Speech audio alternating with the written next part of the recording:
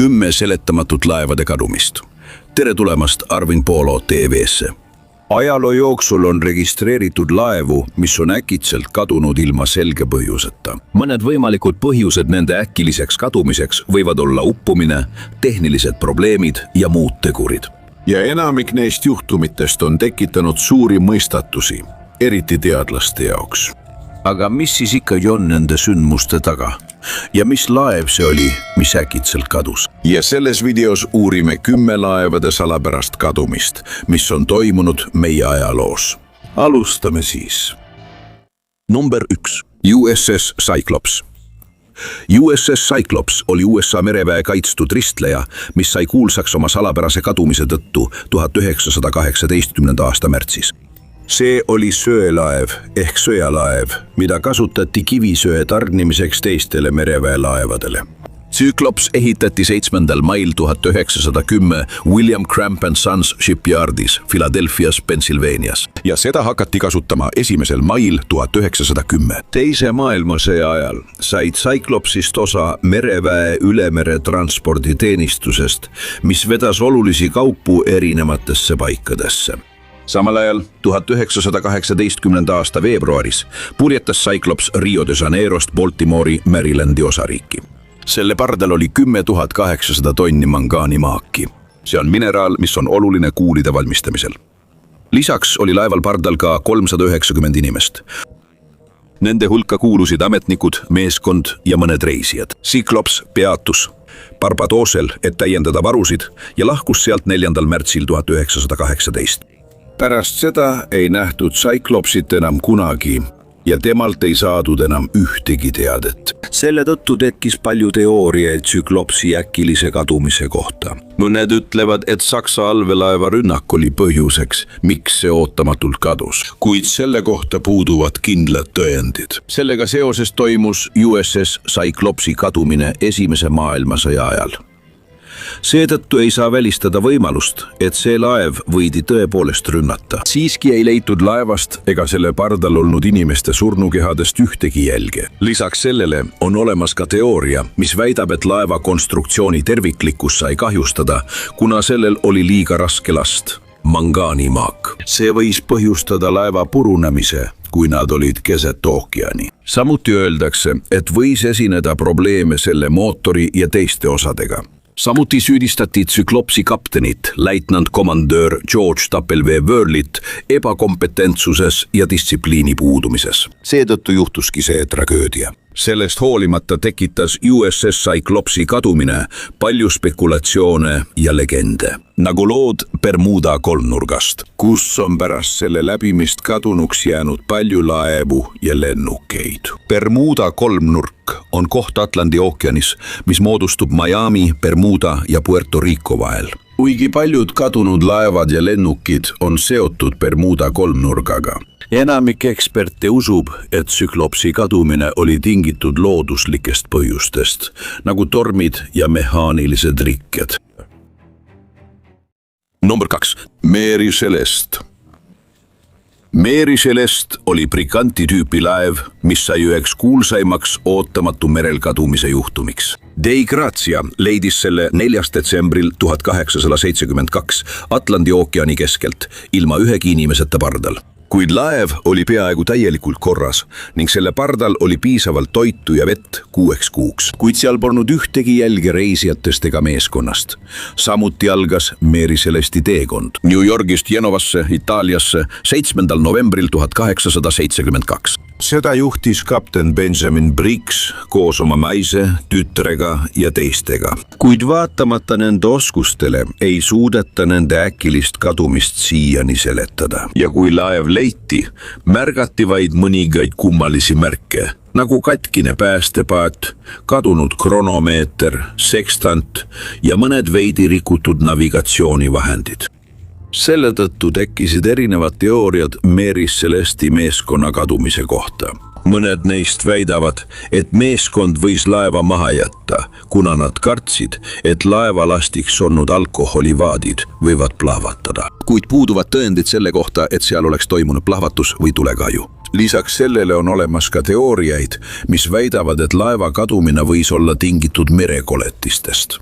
Kuid nagu ka teiste teooriate puhul, puuduvad ka siin tõendid, mis seda kinnitaksid. Lisaks sellele usutakse, et looduslikud seletused, nagu tugevad lained ja vesipüksid, on põhjuseks, miks see ootamatult kadus. Siiski pakkusid mõned eksperdid välja, et laeva pumpamissüsteemis võis tekkida rikke. Kuid hoolimata läbi viidud uurimistest ja kuulujuttudest pole endiselt selget seletust selle kohta, mis tegelikult juhtus Mary Celestiga. Ja selle pardal olnud inimestest SS Varata oli aurulaev, mis ehitati 1980. aastal Blue Anchor Line'i poolt, mis oli Briti laevandusettevõtte, pakkudes teenuseid Austraalia ja Ühendkuningriigi vahel. Laev sai nimeks Varata, mis on Austraalias endeemiline lill ja sümboliseerib sügavat sidet Austraalia ja Suurbritannia vahel. Laev suutis vedada 6000 tonni ja selle pikkus oli 152 meetrit. Sellel oli ka 2 auruga töötavat mootorit ja see suutis pardale võtta 750 reisijat. SS Varata alustas oma esimest reisi Londonist Sydneysse 1908 aasta novembris ja jõudis edukalt sihtkohta. Kuid 27. juulil 1909 oma teisel reisil kadus Varata teel Durbanist Kaplinna Lõuna-Aafrikas. Laeva nähti viimati. Laeva Glenn McIntyre poolt 27. juulil 1909 pärast väljumist Durbanist. Sellest ajast peale ei nähtud enam Varatat koos selle 211 reisija ja meeskonna liikmega. Seetõttu on SS Varata kadumine saanud merendusajaloo mõistatuseks. Erinevad teooriad on välja pakutud, et seletada selle äkilist kadumist. Lisaks sellele on ka spekuleeritud, et Varata võis kogeda ootamatut katastroofi, näiteks tugevat tormi või veealust vulkaanipurset, mis põhjustas laeva kiire uppumise. Sest India ookean on tuntud äkiliste tormide poolest. Ja Lõuna-Aafrika rannik on osa laevavrakkide rannikust ohtlike lainete ja ilma tõttu seal. Kuid hoolimata nende läbi viidud uurimistest ja otsingutest, kasutades kaasaegset tehnoloogiat, ei ole SS Varatat siiski leitud. Lisaks sellele viidi 1999 aastal läbi uurimine, mida juhtis Emlyn Brown, mereuurija. Kuid Varata täpse asukoha kindlaks tegemiseks ei leitud ühtegi selget tõendit. SS Marine Sulphur Queen oli aurulaev, mis on tuntud oma järsu kadumise poolest 1963 aasta veebruaris, kui ta reisis Beaumontist Texasest Norfolkisse Virginiasse. Laev ehitati esmakordselt 1944 aastal T2 tankerina nimega SSSO New Haven. Kuid 1960 aastal muudeti see väävli vedamiseks ning selle nimi muudeti SSSO-ks. Samal ajal oli Sulphur Queeni pikkus 524 jalga. Sellel oli võime kanda 15 262 brutotonni. See oli üks esimesi laevu, mis ehitati vedela väävli transportimiseks, kasutades auruga köötavaid tanke, et hoida väävel vedelana. Lisaks sellele oli laeval kokku 39 meeskonnaliiget. Lisaks sellele lahkus Marine Sulphur Queen 23. veebruaril Beaumontist, Texas osariigist, suunaga Norfolki Virginiasse. Viimane teade selle asukoha kohta saadi 4. veebruaril 1963, milles öeldi, et see asub Florida väina lähedal. Pärast seda ei saadud laevalt enam ühtegi teadet. Selle tõttu alustas USA rannavalve 6. veebruaril 1963 ulatuslikku otsingut. Kuid laeva ega selle pardal olnud meeskonna kohta ei leitud ühtegi jälge. Leiti vaid rusud, päästevest ja päästerõngas, millel oli kiri Marine Sulphur Queen. Selle tulemusena tekitas Marine Sulphur Queeni kadumine palju kuulujutte ja küsimusi. Samal ajal on olemas teooria, mis ütleb, et laeval olid konstruktsioonilised nõrkused, mistõttu see ootamatult kadus. Tegelikult oli see laev tuntud paljude ohutusprobleemide poolest. Näiteks olid selle tankides ja teistes osades praod. Lisaks sellele ei olnud tol ajal ka mereolud eriti head, mistõttu on võimalik, et laev vajus põhja konstruktsioonilise rikke tõttu. Siiski on olemas veel üks teooria, mis väidab, et laeval olnud väävli võimalik plahvatus võis olla selle kiire uppumise põhjuseks. Number 5. MV Joyita. MV Joyita oli 69-jalane luksusjaht, mis sai kuulsaks oma salapärase kadumise tõttu 1955 aastal. See jaht ehitati 1931 aastal Los Angeleses, Californias ning algselt kasutati seda filmitööstuses jahina, hiljem aga ka USA mereväe missioonidel Teise maailmasõja ajal. Kuid pärast sõda kasutati seda kommertslaevana Lõuna-Vaikse ookeani saartel. Ja 3. oktoobril 1955 lahkus MV Joyita Apia sadamast Samoal, suundudes Tokelau'le. Pardal 25 reisijat ja meeskonnaliiget. Sõit pidi kestma vaid 41 tundi. Kuid kui see ei saabunud määratud ajaks ega andnud ka mingit teadet, kuulutati see kadunuks. Kuid möödus üle kuu aja, enne kui otsingu- ja päästemissioon selle 10. novembril 1955 üles leidis. Joyita leiti Samoa lähedalt. See oli miilide kaugusel oma ette nähtud marsruudist, kuid pardal ei olnud ühtegi inimest. Samuti oli Joyita puhul üks kõige märgatavamaid detaile see, et selle roolil oli suur kahjustus. Üks laeva külg oli ülespoole suunatud, samal ajal kui teine külg oli peaaegu vee all ja laeva raadio oli samuti katki. Ja see võis olla põhjuseks, miks see enam abi kutsuda ei saanud. Kuid vaatamata laeva kahjustustele ei leitud pardalt ühtegi surnukeha ega inimest. Päästepaadid ja mõned päästeparved olid samuti kadunud. Kuid reisijate ja meeskonna isiklikud asjad olid laeva sees alles. On olemas mõned teooriad, mis ütlevad, et võis toimuda sisemine mehaaniline rike, mis põhjustas reisijate seas paanika, mistõttu nad olid sunnitud laeva maha jätma. On ka palju oletusi, mis ütlevad, et võis juhtuda mingi intsident, mis põhjustas kõigi Joyita pardal olnud inimeste surma ning neid ei leitud enam kunagi üles, kuna ookean on nii tohutult suur. Number 6. SS El Faro. El Faro oli konteinerlaev, mis ehitati 1975 aastal ja mille brutotonnaaž oli 31 515 brutotonni. Laeva käitas Totti Maritim ja seda kasutati reisidel Jacksonville'i, Florida ja Puerto Rico vahel. Kuid 29. septembril 2015 lahkus SS El Faro Jacksonville'ist Puerto Rico poole, hoolimata läheneva taifuun Joaquini ohust. Taifuun Joaquin tugevnes kiiresti troopilisest tormist 4. kategooria orkaaniks, kui see lähenes Bahama saartele, kuhu suundus ka SS El Faro. Kuid hoolimata hoiatustest ja orkaani prognoositavast suunast jätkas laeva kapten Michael Davidson siiski nende reisi. Samal ajal 1. oktoobril 2015 tabas laeva tugev orkaan koos suurte lainetega ja tugev tuul, mis ulatus kuni 115 sõlmeni. Laeva viimastel tundidel tekkis mehaaniline rike, mis põhjustas tõukejõu kaotuse ja muutis selle äärmuslike mereolude suhtes haavatavaks. Selle tõttu võttis kapten Davidson satelliittelefoni abil ühendust võimudega, et anda teada nende olukorrast ja paluda abi. Ta ütles, et laev kaldub küljele, kuna vesi tungib sisse ühest avausest ja mootor ei tööta enam samuti.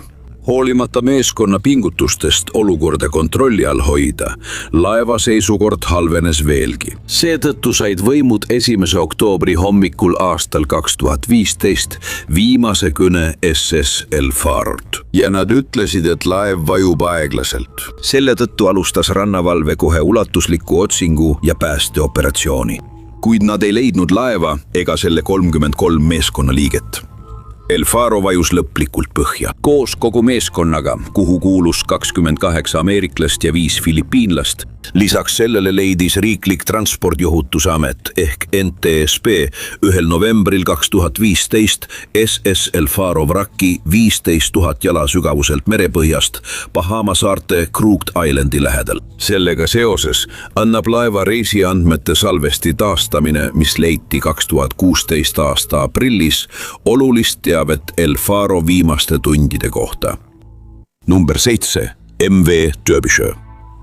MV Derbyshire oli suur puistlastilaev, mis ehitati 1976. aastal Hudong Chonghua laevatehases Shanghais, Hiinas. See laev kuulus Pipilinele, tuntud laevandusettevõttele Ühendkuningriigis. Selle kogupikkus ulatus 294 meetrimi ja laius oli 44 meetrit.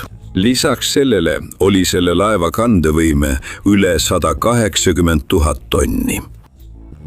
See on ka üks näide supertankeritest, mis ehitati 1970 aastal ja mis olid mõeldud suurte rauamaagi koguste vedamiseks kaevandustest terasetehastesse üle kogu maailma. Samal ajal, 9. septembril 1980 tekkis Filipiini merel torm, kuid MV Derbyshire jätkas siiski teekonda Septilist, Quebecist, Kanadast, Kawasaki, Jaapanisse, pardal rauamaagilast. Kuid kui see radarilt kadus ega saatnud ühtegi hädasignaali, alustasid võimud ulatusliku otsingu ja päästeoperatsiooni laeva leidmiseks. Kuid laevast ega meeskonna liikmetest ei leitud ühtegi jälge.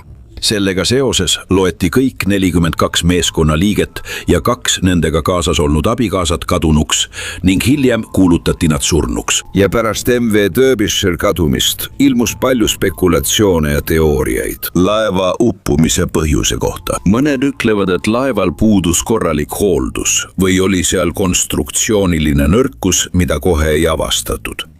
Seetõttu tegid 1994 aastal kadunud meeskonnaliikmete perekonnad koostööd võimudega, et läbi viia uurimine. Sellega seoses korraldas Ühendkuningriigi valitsus koos mereinseneridega ekspeditsiooni, et uurida põhjalikumalt laeva põhja. See on tormine meri, kus arvatakse, et laev uppus. Ja 1997 aastal leidsid nad MV Derbyshire'i vrakki 4200 meetri sügavuselt. Lisaks sellele ütlevad uurimistulemused, et laev uppus tugevate lainete ja konstruktsioonirikke tõttu. 8. MV Yanseng. MV Yanseng on kaubalaev, mis leiti 24. märtsil 2006 Austraalia Queenslandi rannikult maha jäetuna. Laev oli täiesti tühi, ega pargal polnud ühtegi meeskonnaliiget. See oli 80 meetri pikkune puistlasti laev nimega Yanseng, kuid puudus igasugune teave selle registreerimise või omaniku kohta. Laev leiti Austraalia tollilennuki abil, mis teostas rutiinset seirelendu. Pärast seda saadeti kohe Austraalia meresõiduohutuse ameti laev, et kontrollida laeva. Nad avastasid ka, et sellel puudusid dokumendid, identifitseerimisandmed või muud tuvastusmärgid, mis tavaliselt on töökorras laeval olemas. Samuti ei töötanud laeva mootor enam ja tundus, et see on juba ammu tühi olnud. Kuid laeva sees leidsid nad toitu ja vett, mis viitas sellele, et meeskond võis selle ootamatult maha jätta. Mõned seadmed, nagu raadio ja navigatsioonivahendid, olid samuti kadunud. Lisaks sellele ei olnud laeval ka mingeid märke kuritegevusest ega ühestki võitlusest. Ja võimude sõnul on suur tõenäosus, et laeva kasutati ebaseaduslikeks tegevusteks, nagu salakaubavedu või ebaseaduslik kalapüük. Lisaks sellele ei leidnud Austraalia tolliamet ega Austraalia föderaalpolitsei samuti mingit teavet, mis selgitaks, kuidas laev sattus kohta, kus see leiti. Nad ei leidnud ka mingit seost ühegi maailma laevaregistriga. Mõnede teooriate kohaselt võidi laeva kasutada ümberlaadimisoperatsiooniks, kus ebaseaduslikku kaupa viiakse ühelt laevalt teisele keset merd. Sellest hoolimata otsustasid võimud täiendava teabe puudumise tõttu laeva lihtsalt maha jätta. Aga mis oli siis tegelikult laeva uppumise tõeline põhjus? Number 9. SS Edmund Fitzgerald. SS Edmund Fitzgerald oli Ameerika Ühendriikide suurte järvede kaubalaev, mis sai tuntuks traagilise õnnetuse tõttu. 10. novembril 1975, kui see uppus Superiori järves.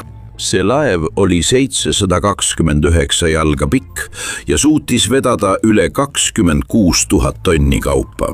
See laev nimetati Edmund Fitzgeraldi järgi, kes oli tuntud ärimees ja juhatuse esimees. Ettevõtte Northwestern Mutual, mis tellis laeva ehitamise. Edmund Fitzgerald lasti vette 7. juunil 1958. pärast seda kasutati seda rauamaagi vedamiseks Duluthi kaevandustest Minnesotas sellistesse linnadesse nagu Detroit, Toledo ja teised suurte järvede ümbruses asuvad linnad. Samal ajal traagilise sündmuse päeval oli Edmund Fitzgerald teel Detroitisse Superiorist. Pardal 26 116 tonni rauamaagi graanuleid. Laevakapteen oli Ernest M. McSorley ja ta oli samuti kogenud meremees. Kuid Lake Superioril tabas neid tugev torm, mille tuulekiirus ulatus 50 selmeni ja lainete kõrgus oli kuni 35 jalga. Novembri 10. kuupäeva õhtul hakkas SS Edmund Fitzgerald kogema erinevaid probleeme. Aruannete kohaselt väidetakse, et laeval tekkis tõsine leke ja see kaotas sidepidamise. Umbes kella 7:10 paiku õhtul kaotas Edmund Fitzgerald kontakti teiste ümbruskonnas olevate laevadega ning mõne tunni pärast kinnitati, et see on kadunud. Sellega seoses ei saadetud välja ühtegi hädasignaali, mistõttu ei pääsenud ükski 29-liikmelisest meeskonnast. Seega on mõned inimesed väitnud, et laeva uppumise põhjuseks võis olla konstruktsioonirike, ülekoormus või võimalus, et see põrkas kokku veealuse madalikuga. Selle tõttu viisid Riiklik Transpordiohutuse Nõukogu ja rannavalve läbi uurimisi, kuid nad ei leidnud piisavalt tõendeid. Praegu asuvad Edmund Fitzgeraldi jäänused Superiori järve põhjas ning see koht on tunnistatud veealuseks kaitsealaks. Number 10. MV Svenborg Maersk. MV Svenborg Maersk on konteinerlaev, mis kuulub Maersk Line'ile, ühele maailma suurimale laevandusettevõttele. See laev ehitati 1998 aastal ning kuulub samuti Maerski S-klassi laevastikku, olles võimeline vedama umbes 8160 TEU-d. MV Svenborg Maersk on samuti oluline osa ülemaailmsest tarneahelast, vedades erinevat tüüpi kaupu. Alates elektroonikast ja rõivastest kuni toorainete ja põllumajandustoodeteni. Samal ajal 2014 aasta veebruaris, kui laev oli Biskaya lahes, uppus see laev tugeva tormi tõttu. Tuulekiirus ulatus 60 selmeni ja lainete kõrgus oli kuni 10 meetrit. Tugevate mereolude tõttu kaotas laev tasakaalu ja selle tulemusena kaotati üle 500 tonni. Konteiner äid mere. Lisaks sellele aitas konteinerite kaal kaasa selle uppumisele. Konteinerite kadumine avaldas tõsist mõju mitte ainult keskkonnale, vaid ka Maerski klientidele, kes lootsid oma saadetistele. Kadunud konteinerid sisaldasid erinevaid tooteid, sealhulgas tarbekaupu ja ohtlikke aineid, mis võivad põhjustada merereostust. Pärast seda alustas Maersk Line kohe uurimist, et selgitada välja laeva uppumise põhjus. Sellest hoolimata MV Svenborg Maerski uppumine tuletas laevandusettevõtetele meelde, et nad peavad seadma oma meeskonna ja lasti ohutuse esikohale.